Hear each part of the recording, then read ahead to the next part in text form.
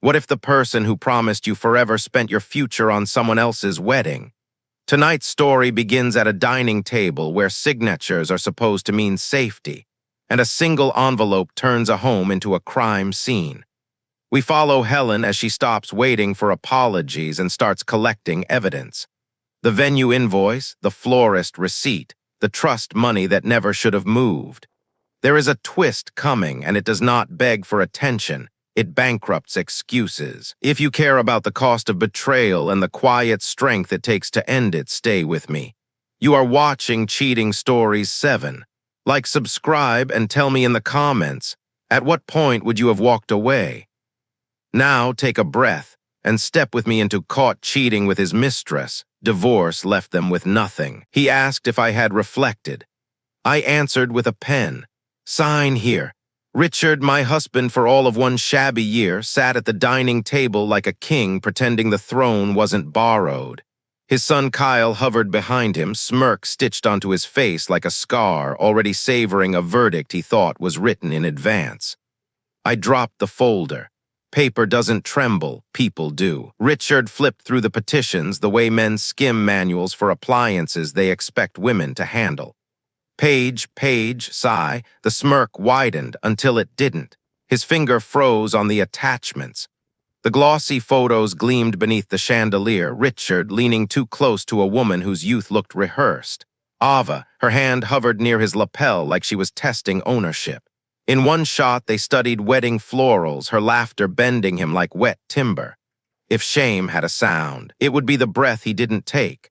That's, he stammered, fumbling for nouns. A misunderstanding, a coincidence, a prank, anything but the truth. You're overreacting, he finally managed, eyes skittering from the evidence.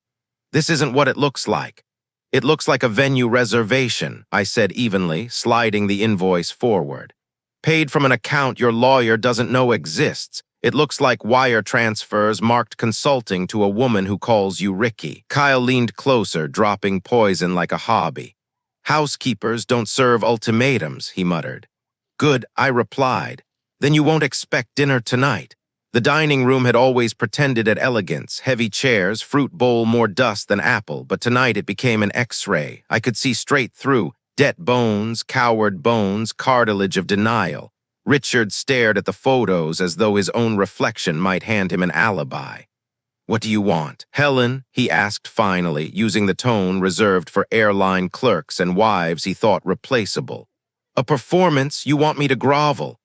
I want finality, I said, and your signature under a date that isn't a lie. The pen dragged toward him like iron under a magnet. He signed the first page quickly, the second with hesitation, the third with sweat beading along his hairline. The reservation confirmation bore the same date he'd claimed to be helping a sick friend. The good cologne, the scarf that didn't smell like me, all translated on paper now. Kyle's jaw clenched like he was chewing glass. He was calculating if the old woman left, the house reset. If the house reset, maybe his debts did too. I tapped the last page. Acknowledgement of exclusive occupancy pending hearing. Counsel will explain the lien if big words scare you.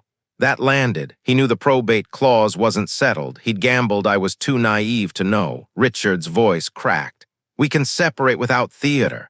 The theater was the venue tour, I said. This is accounting. He signed the final page, a pen stroke dressed as surrender. Kyle sneered. So what now, run back to your daughter's shoebox apartment? You think anyone else will tolerate you? I faced him. Someone tolerated you, Kyle. She died, and you've been testing the world for mothers ever since. All you find are mistresses. Grow up. Color flared on his face, but no words followed. Even Richard had nothing left. A man can't bluff a ledger. I gathered the folder. Paper stayed steady. They didn't. My lawyer has copies, I said. If your planner calls, tell her the show's been canceled, lack of character. Richard tried one last pose. You're making a mistake. I already made it, I said. Last year, I closed the door behind me. The air outside was lighter, as if oxygen prefers rooms without liars. But contempt doesn't vanish with a signature. It lingers in houses, in sons who believe cruelty is inheritance, in husbands who mistake cowardice for strategy. I thought I'd walked away clean, but the house still had teeth.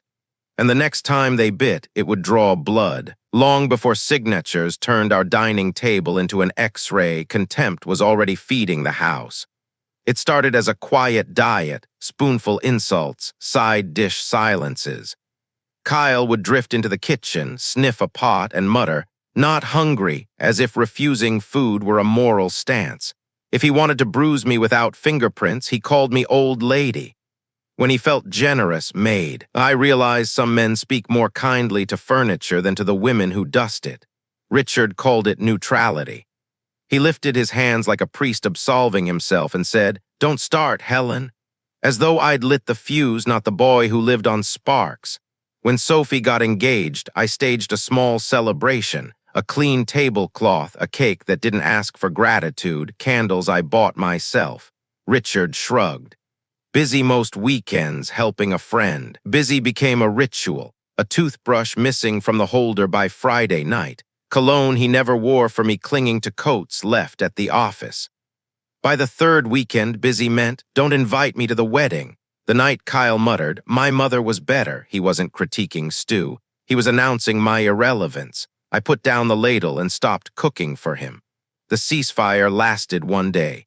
He slammed cabinet doors until the house sounded like a gong. "You married my dad, not me, but you live here, so act like it." Richard predictably said, "Let it blow over. He'll move out soon." Soon is a fairy tale told by rich men to second wives and by spoiled sons to creditors. Under Kyle's bed, collection letters nested like vermin. Inheritance squandered on sneakers that glowed, gaming rigs that hummed, a motorcycle he couldn't insure because responsibility was oppressive. Grief became his cover story. And Richard's cure? Talk to him gently. I did. I sat at the kitchen table, coffee cooling between my palms. "Kyle, you could rent near work. Will help if you make a budget." He leaned back, smirk sharp as a blade. "Touch my money again and I'll get you kicked out." The line was too polished to be improvised. He'd rehearsed it maybe to a mirror, maybe to his father, maybe to both. From then, daily life sharpened its teeth. The rug curled at the edge like it was plotting a fall. The fridge light flickered. No one replaced it. Kyle left the front door ajar at night, eyes glittering when I confronted him. "Forgot," he said, carelessness weaponized. He kept a shrine to his mother, photographs in gilt frames, a veil folded in tissue, a corsage dried to dust. It might have been touching if he hadn't used it as a knife. Mom never let baseboards get this dusty. Mom baked real pies. The dead can't defend themselves from being wielded as weapons. Even the mailbox joined the chorus, final notice, past due, urgent. Envelopes for him delivered to me. I stacked them neatly under a paperweight. Kyle caught me once. "Stop snooping," he sneered. "Stop owing," I replied. Sometimes truth is the rudest language. Richard's shrine was subtler. He'd pause by his late wife's portrait, smoothing his tie with 2 fingers, a ritual that looked like devotion but smelled like guilt. "I miss how orderly things used to be," he sighed. By orderly, he meant obedient. I started writing his excuses on Post-its, helping a friend office late, hospital visit, and hid them under spice jars, not to catch him, to remind myself memory had witnesses. Sophie noticed the fatigue in my voice. "Stay with us, Mom," she urged. "Pride is a coat you forget to take off when you enter your daughter's kindness." I kept mine on. "It's just a rough patch." But even I knew rough patches don't smell like perfume from another decade. One night Richard came home late, kissed the air near my temple, and whispered, "Don't wait up." I didn't.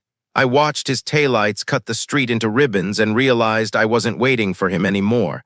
I was waiting for the house itself to confess. The confession arrived the next afternoon, wrapped in Sophie's careful voice over the phone. "Mom, I need you to come by. Daniel found something." I looked at the stack of bills, at the crooked rug, at the portrait that had been watching me lose ground. The house held its breath. Like walls can sense when truth is about to move in. I turned off the kitchen light, grabbed my bag, and walked out. Contempt would have to eat alone. But I didn't yet know what Daniel's something was. Not until I saw the photo that would rip the air open and turn suspicion into certainty. Sophie didn't bother with hello. She opened the door with eyes already sharpened. I think I've found something. Her voice wasn't afraid anymore, it was armed. Daniel was waiting at the table with coffee cooling in front of him, a legal pad beside his elbow, that stillness men wear when they're preparing to drop a bridge behind them. He slid his phone across the table. One thumbnail expanded, and there it was, the chandeliered venue Richard pretended he didn't recognize when I tested him over dinner.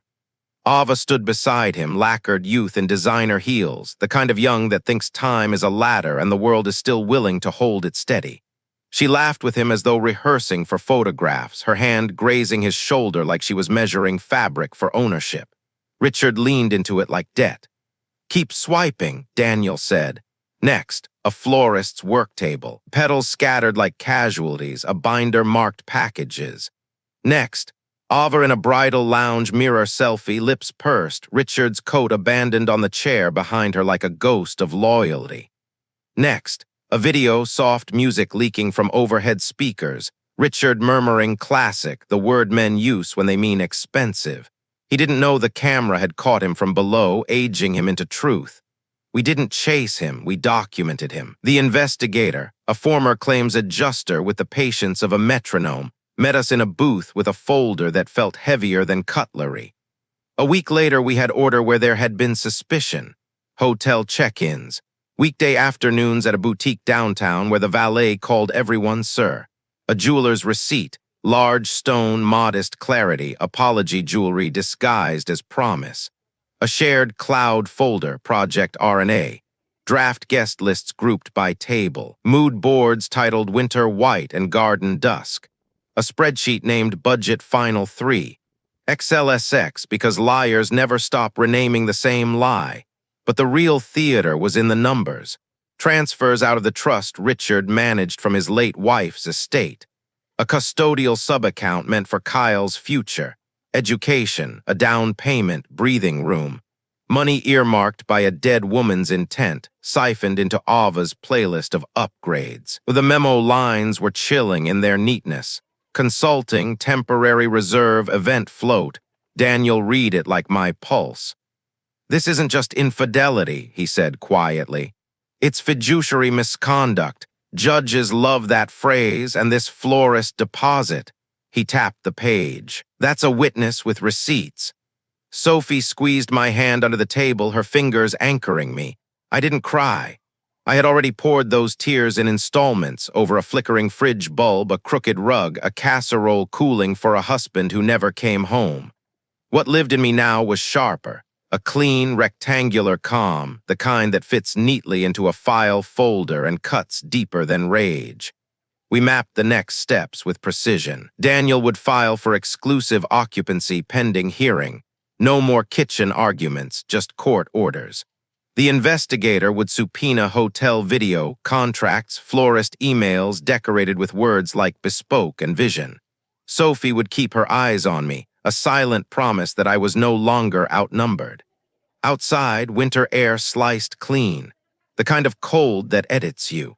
I thought about calling Richard just to hear his voice break against what I now held. I didn't. Power I was learning is often the absence of a call. At home, the house pretended nothing had shifted. Kyle's shoes sprawled like accusations near the door. Fast food wrappers sagged on the counter. Richard's coat hung where Faith used to. I slid the report into an envelope and tucked it behind a box of sugar in the pantry. Sweetness beside evidence. Appropriate. When Richard came home late, he smelled like a hotel lobby pretending to be a man. Busy day, he said, reaching for normal like a man reaching for a railing that isn't there. I tested him. Sophie's looking at spring colors for the wedding. There's a venue she likes. I named the one from the photos. A flicker crossed his face, too fast for most eyes, not for mine. Never heard of it, he said, and buried himself in the refrigerator. He poured water. He swallowed nothing. He left his phone face down as if gravity were a password. I wiped a counter that didn't need wiping and almost smiled, not from victory but from recognition. Calm, I realized, is what revenge looks like before it walks into the light. That night, lying stiff on my side of the bed, I memorized relief in advance. The folder waited in the pantry like a weapon waiting for daylight. Outside, a siren stitched the city together and then faded. Inside, the clock ticked like a beast pacing its cage. And as I closed my eyes, I knew Ava wasn't just Richard's secret. She was someone else's strategy. And the double cross was already waiting to step into view. The investigator dug past pretty photographs into the marrow of paperwork. Where lies don't pose, they bleed. Ava wasn't just young, she was engineered. 2 engagements that never turned into marriages. 2 lawsuits that ended with sealed settlements and non-disparagement clauses. She changed names, cities, and hair colors, but not her choreography. Arrive, escalate, extract, vanish. The florist confirmed a non-refundable deposit from Richard's new account. The account fed with Kyle's trust money. The invoice notes were almost tender. Upgrade peonies, revise palette, add candles. Love on paper is procurement. Midweek, an email dropped into the burner inbox our lawyer kept open. Check your stepson's DMs. No signature. Just a username that looked like static. It took a subpoena, a patient compliance clerk, and a week of waiting. But what surfaced was more than gossip. It was anatomy. Screenshots, Kyle sending Ava photos of the house, of my car in the driveway, of the kitchen where I kept my keys. Time-stamped notes, she leaves at 7:40 Tuesdays. Grocery day Thursday after 5. He wrote about me like I was a route to be surveilled, not a human to be endured. He wanted the wedding expedited so the house could reset and his debts could get handled. Ava's replies, emoji laughter and links, a wish list filled with scented diffusers, designer jackets, and weekend bags priced at a month of groceries. When Kyle asked if she had friends for him too, she answered, pay a deposit first. He did. She never showed. He sent more money. She sent a heart emoji. He sent more still. His desperation read like a weather report that promised only storms. The investigator traced the money to an LLC with a registered agent in a rented mailbox. A prior complaint alleged relationship facilitation services. Another file contained a photograph. Ava, different hair, different city, same pose, hand pressed to another man's chest outside another venue. The pattern wasn't romance. It was a machine that printed apologies you could never cash. Meanwhile, Richard rehearsed indignation. On Saturday, he staged his ambush in the foyer. Kyle shadowed him like a witness who'd memorized his lines. Richard thrust out his phone. A blurry photo of me at dinner with Daniel, fractured light turning truth into smears. "You're cheating," he accused, and you could hear the relief in it. The gratitude of a guilty man who finally found a sentence that might rescue him from accountability. "Leave the house. The man in that photo is our daughter's fiancé," I said. My voice was steady because I had something sharper than anger. "You refused to meet him, remember? You don't get to rewrite a face just because the camera blurred." Kyle leapt forward, eager to press the script. "Dad saw enough. Pack your things." He gestured toward the kitchen like hunger was supposed to break me. "Make dinner first." I set my bag on the console, unzipped it, and drew out the investigator's report. From the outside, it looked plain, which is why it hurt more when it opened. "Before I do," I said, "you should see what you look like when someone else holds the lens." I laid out the exhibits like silverware for an execution. The florist invoice with trust transfers, hotel check-ins, jeweler's receipt, the guest list with strangers arranged into fake intimacy. Then the DMs, Kyle forwarding my schedule with a grin emoji, Ava teasing him for deposits that vanished into air. Richard reached for the papers the way a drowning man claws at water. "Where did you? This is illegal." "What's illegal is draining a dead woman's trust to fund a con," I cut in. "What's pathetic is thinking a blurry photo of me at dinner could erase a ledger." Kyle tried a different mask. "You can't prove those are mine." "Our lawyer already did," I said. "Your account, your device ID, your IP address bouncing from this very living room. You even blessed us with a mirror selfie. Thank you for the watermark." His mouth worked like a door with a broken hinge. "You set me up." "Your words set you up," I said. "I just printed them." Richard shifted to the conciliatory register he saved for bankers. "We can handle this quietly. You move out now, we won't make this public." "I am moving out," I replied, and we will make it public, in the proper venue, with the proper judge. I slid the top sheet back into the folder. Exclusive occupancy, forensic accounting, restitution, and yes, alimony. The word struck him like a slap. His shoulders jerked as if pulled by strings. Alimony, you were the one? Don't, I said, quiet enough to be final. That story won't survive a clerk, let alone a court. The house listened with its usual indifference, the curling rug, the dead bulb, the plant shriveling in the corner. Kyle tried one last prophecy. You'll be back. People like you don't land on their feet. I turned in the doorway. People like me buy their own shoes. People like you rent your courage from women who keep receipts. I didn't straighten the crooked frame on my way out, didn't touch the kitchen, didn't give the house one last service it hadn't earned. Outside, the air was rinsed clean, the kind of freshness that follows storms even when the street is bone dry. I walked to my car with the report under my arm and calm folded where my pulse beat. But the real ambush wasn't mine. It was waiting in the courtroom, wrapped in stamped envelopes and the one word Richard never believed would touch him. Alimony. 3 weeks after the foyer standoff, Richard sent a text. Let's settle at the house, bring papers. He wanted home court advantage and forgot the court part. I arrived with Sophie, Daniel, and MS. Clayton, my lawyer, who wore calm like surgeons wear gloves. The house reeked of spoiled takeout and stale pride, the kind of sour that seeps into curtains. Richard tried to swagger, but it looked rented, like a man in a suit he hadn't removed the tag from. We sat at the dining table that had once hosted dinners garnished with contempt. Kyle perched at the far end, back rigid, hands folded, the stillness of someone calculating which lie to keep and which to bury. Richard led with a bluff. You broke vows, he declared, puffed with borrowed authority.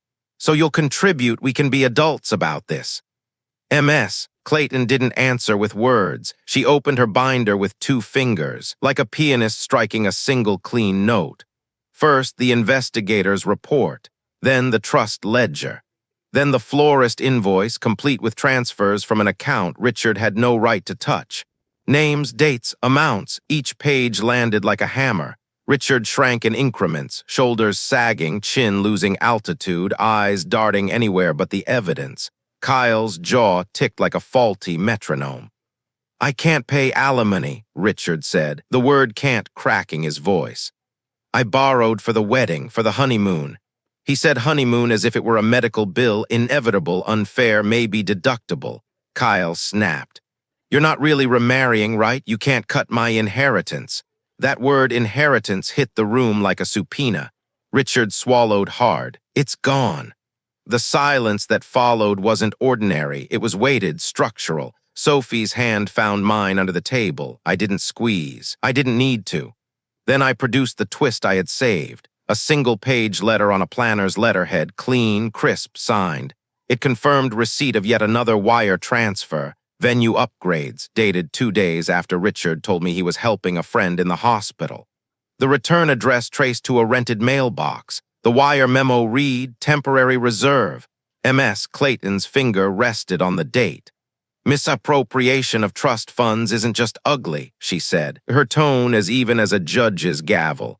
It's prosecutable. Judges don't like siphons disguised as flowers.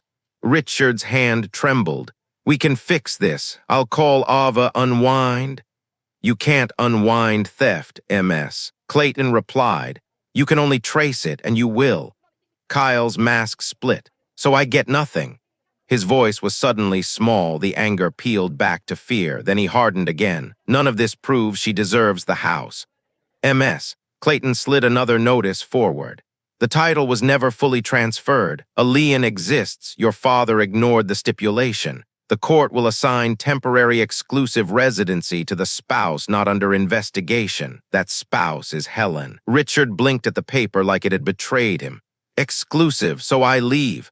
The word leave caught in his throat. Where am I supposed to? Hotel, Kyle muttered bitterly, then caught himself, realizing generosity cost more than he had. He turned on me. You planned this. I planned to stop being lied to, I said. The rest planned itself.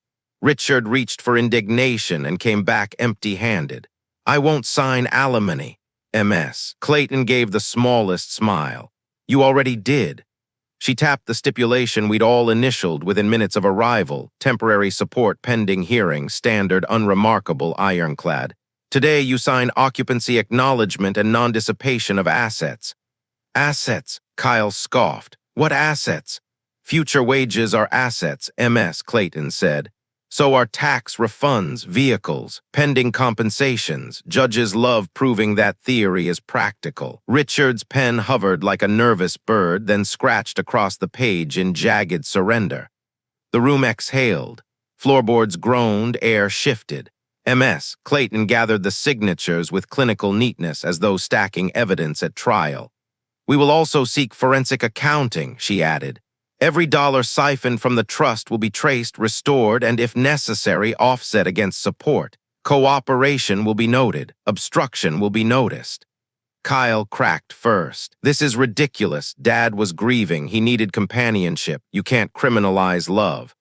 You can criminalize theft, MS, Clayton said. Love doesn't make it into evidence. Kyle's chair scraped back like a scream. You don't get it. This house is mine, my mother. Your mother left you a trust, I cut in. Your father treated it like an ATM with a dimmer switch. The house isn't a shrine, it's a legal instrument if you want to honor her. Pay your debts instead of wiring strangers for fantasies. Color climbed his neck. You dug through my life. You left your life on Wi-Fi, Daniel said evenly. We subpoenaed it. Richard signed the last page, hand shaking so violently the signature climbed into the margin. He shoved the pen away like it was burning him. Are you happy? His voice cracked, panic, not performance. No, I said, I'm finished. MS. Clayton placed a neat stack of instructions on the table, deadlines, hearings, checklists, judges, a door. Then she looked at Richard. Keys, leave them for Helen. Personal items can be collected later, under supervision. The keys clattered across the table. The sound was a door slamming shut on an entire life. Richard stood, eyes scanning the house as though memory could fix what evidence had already erased. Kyle stayed seated, jaw locked, tears bright but barricaded by pride. At the threshold, Richard tried for one last plea. You didn't have to do it this way. There was no other way, I said. You spent it. Outside, the afternoon light was clean, indifferent, the kind of light that makes judges feel inevitable. But inevitability wasn't the end of it. Ava was still out there, and within days, news would arrive that made Richard's ruin look like a prelude. News doesn't walk, it crashes. By Monday, the florist flagged the deposit. By Tuesday, the venue clawed back its funds and CC'd legal with the kind of clipped politeness that ends conversations. The ring came back cubic, a bright lie too cheap for even a jeweler's loupe. Richard's planner traced to a mailbox wedged between a tanning salon and a vape shop. Ava's number rang once, chirped twice, then died. Kyle called me first, voice brittle. For the first time, he used my name as if syllables could buy mercy. Helen, I'm sorry. Dad moved out. I can't live like this. Please help. Behind him, the television blared, volume high to disguise emptiness. I said, ask your father's new wife. Silence, then a curse the weak kind. Then my number vanished from his phone. The investigator sent me one last bow-tied gift, a 30-second video from outside a hotel. Ava laughing, kissing another man, older practiced. The relaxed posture of someone who had already paid twice and would pay again for convenience. Across the street, blurred but unmistakable, Richard stood with his fists jammed into his pockets, watching like a boy locked outside a candy store that only sold mirrors. He mistook the scene for romance. He mistook himself for a protagonist. Court doesn't do drama, it does sequence. Temporary support, granted. Forensic accounting, ordered. The clerk read words that sounded like hammers disguised as nouns. Breach, misuse, restitution. Each syllable was a nail, and my ribs unclenched as though the gavel itself had exhaled. MS. Clayton nodded once, the way gardeners nod when seedlings sprout exactly on time. Daniel installed a doorbell camera at Sophie's. Just in case, he said. Jick, love carrying tools. A week later, the camera caught Kyle pacing the porch, rehearsing rage at the stucco. His hands sliced the air like he was carving excuses. When the porch light clicked on, he froze, remembered he'd never learned a script for being watched, and slunk away. Richard's text shifted tone like weather. First imperious, "You'll regret this." Then practical, "We should talk off the record." Finally, the stage of pitiful honesty, hoping for discounts. "Ava took the money, the venue is suing, I didn't mean for this." MS, Clayton answered with dates. "Document requests, subpoenas. Off the record is just a synonym for nowhere. At night, I brewed tea and didn't tremble. Revenge isn't the shout, it's the quiet after." Steam curled upward, unafraid of air. Sophie sat with her feet tucked under her, describing paint swatches and crib styles we hadn't bought yet but already loved to imagine. The future, when you set it gently on a table, doesn't tip. The forensic accountant called with his cool, unromantic math. Transfers, withdrawals, memos annotated like epitaphs, education, mortgage, security. He flagged an amendment to the trust from years earlier, signature now under review.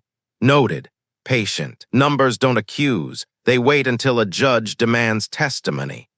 Meanwhile, Richard worked the sympathy circuit. He called Daniel's mother, even left a voicemail for my hairdresser. Each variation had the same thesis. Grief made him do it. Grief is real, but it isn't a debit card. When he texted me a photo of a bare motel dresser as proof of poverty, I muted the thread and slept. The detective tracing Ava's LLC finally reached a weary clerk who muttered, "She's seasonal, they all are. Valentine's, engagement rush, then gone. Seasonal like influenza, like regret." 1 week before the occupancy hearing, a process server knocked with a thick envelope, the venue suing Richard for fraud and collection costs. Paper crisp as starched linen, consequence dressed for court. MS, Clayton added it to the stack with her neat tabs. Her voice steady, "Bring tissues." "Not for me, for him. Dignity is a fluid. Once spilled, it doesn't refill." When I returned under court order to collect my books and my mother's ceramic bowl, the house smelled like a microwave that had burned one meal too many. Richard's absence hadn't improved it. It had only revealed who had been keeping decay at bay. Kyle slouched in the doorway, thinner, his bravado leaking like air from a slow puncture. "I'm not the enemy," he said, the line men use when their arsenal is empty. "I don't need an enemy," I answered, wrapping the bowl in newspaper. "I have a judge." He asked where I was staying, as if insulted that I could exist beyond his narrative. "With family," I said. "Must be nice," he muttered. Nice had nothing to do with it. Kindness had everything. Outside, a neighbor waved with the cautious empathy of someone who knew enough not to pick sides. I waved back. The box wasn't heavy. Neither was the key I left behind on the counter. Atop the stack of final notices that had migrated from Kyle's room to every surface, unpaid and unmoved. Back at Sophie's, Daniel slid my books onto a shelf between his law tomes and her dog-eared paperbacks. The ceramic bowl sat atop the fridge like a crown restored to the right monarch. We ate spaghetti and called it a celebration, not because the war was over, but because sometimes even the middle deserves ceremony. That night, I dreamed of doors that opened outward and locks that didn't argue. In the morning, the forensic team requested Richard's device backups and a timetable for restitution. MS. Clayton forwarded it with a single line, "We proceed." When the hearing came, the judge's bench loomed taller than architecture. Richard pressed his lips white as if pressure could bleach evidence. The clerk read our case into record. The machine purred, the gavel clicked, soft, final. Words became public property, breach, misuse, restitution, support. Thunder without thunder. On the courthouse steps, a gust ripped a leaflet free, cartwheeling it past our shoes. "You did well, MS," Clayton said, meaning I had resisted becoming spectacle. I thought of Sophie's avocados ripening on a sunny sill, of Kyle rehearsing rage to an empty porch, of Richard staring into glass, mistaking reflection for destiny. On the ride home, buildings rolled by like sentences, short, long, complete. I made tea, I didn't tremble, the quiet stayed. But quiet doesn't last forever. Months later, the probate clerk would call with news Richard never expected. An amendment forged, a signature failed, and debts about to eat their way back to him. Months later, Sophie set an extra place at Sunday dinner. She didn't explain, just kept brushing her fingers against mine as if they were rehearsing a secret. When she finally slid the glossy print across the table, Daniel's face crumpled, not from grief but from awe. The ultrasound was grainy, black and white, a constellation shaped like a promise. For the first time in years, I felt joy that didn't check over its shoulder before entering the room. We were still passing bread when my phone buzzed. Courthouse number. The clerk's voice was professional, but the words carried the weight of an avalanche. The amendment Richard filed years ago, the page that gave him authority over his late wife's trust, was a forgery, not a clever one. His own hand clumsy, trying to mimic a dead woman's flourish and failing mid-loop. That single counterfeit stroke detonated everything. Retroactively, every transfer he'd made under that false authority became his personal debt. What he called generosity, the law now called theft. By Monday, the forensic accountant had a new column, restitution personal. By Tuesday, Kyle's lawyer, smelling blood in the water, turned on Richard. The boy who once called me maid now sued his own father with tabbed exhibits and affidavits that used the words breach and forgery like scalpels. It pinned Richard between civil ruin and criminal exposure. Admit the forgery and the DA might step in. Deny it and the handwriting analysis waited like a guillotine. He tried everything. Phone calls at midnight, messages through counsel, a desperate line, "You don't have to let them do this." As if my permission could rewrite ink already dried, I didn't gloat. I baked. Sophie and I folded dumplings, pinched the edges tight, let steam rise like a hymn for survival. Outside, I hung a baby blanket on the line, watching it swell with wind. On decree day, the courthouse smelled like ink and inevitability. The judge read the orders as if shifting furniture. Divorce granted, support affirmed, exclusive residency extended, restitution pending. The gavel clicked, not thunderous but final. MS. Clayton leaned close. "You did the hard part before today," she murmured. She meant the years of surviving without surrendering my name. Afterward, I didn't toast. I signed papers in a modest office with peeling paint and an elevator that sighed at every floor. A condo, small but mine, paid for with support, and the return of assets Richard once temporarily managed. The deed bore only my name, no hyphens, no shadows. Through counsel, I sent him one line, "Forward any remaining mail." His reply was 3 words, "I have nothing." And at last it was true, nothing left to steal, nothing left to pose with, no portrait in a hallway to vouch for him, no forged flourish to lean on, just absence heavy and deserved. Consequence kept its calendar. The venue sued for fraud. The florist gave statements. The bank flagged accounts for restoration. Richard's attorney filed motions that read like umbrellas in a hurricane. Kyle, stripped of swagger, filed with precision, the lawsuit of a son against the man he once worshipped. The first time I saw him afterward, he looked 12, thin, pale, in the bad light of a courthouse hallway. He nodded. I nodded back, not forgiveness, whether 2 people standing under the same storm. At Sophie's, life bent toward the future. Nursery paint swatches fanned out across the table. Names debated, rejected, replaced. A rocking chair tested near the window. I measured time differently now. The seconds it took water to boil, the way light crawled across my new kitchen floor, the small breaths of a child not yet born but already changing gravity. When the title finally cleared, I stood in my condo's window and let the city breathe for me. Cars promised destinations. A couple argued, then laughed. Somewhere a piano stumbled toward the right notes. People imagine revenge as fire. They are wrong. Fire demands applause. Closure is quieter. It doesn't need an audience. It is sunlight filling a room that outlasted the storm. Months later, Sophie placed my grandchild in my arms. Warm, perfect, smelling of solved arithmetic. 10 fingers, 10 futures. I held that small weight and thought of every slammed door, every forged flourish, every silence that once threatened to suffocate me. Now silence was lullaby. Through counsel, one last envelope arrived. Richard's handwriting cramped on a note that said only, "Keep it." Inside, a faded photo of a dinner table set for 3. I placed it in a drawer. Let the dark have it. I turned back to the window, to the city, to the small noises of a life that finally fit. And for the first time, I didn't just survive the story. I ended it. That is where the signatures finally told the truth. Divorce granted, support affirmed, restitution underway, and a forged flourish that turned every stolen dollar into a debt with Helen's name off it. In the end, there was no audience for Richard's excuses, only receipts. Closure was not fire. It was sunlight filling a room that survived the storm. What would you call justice here?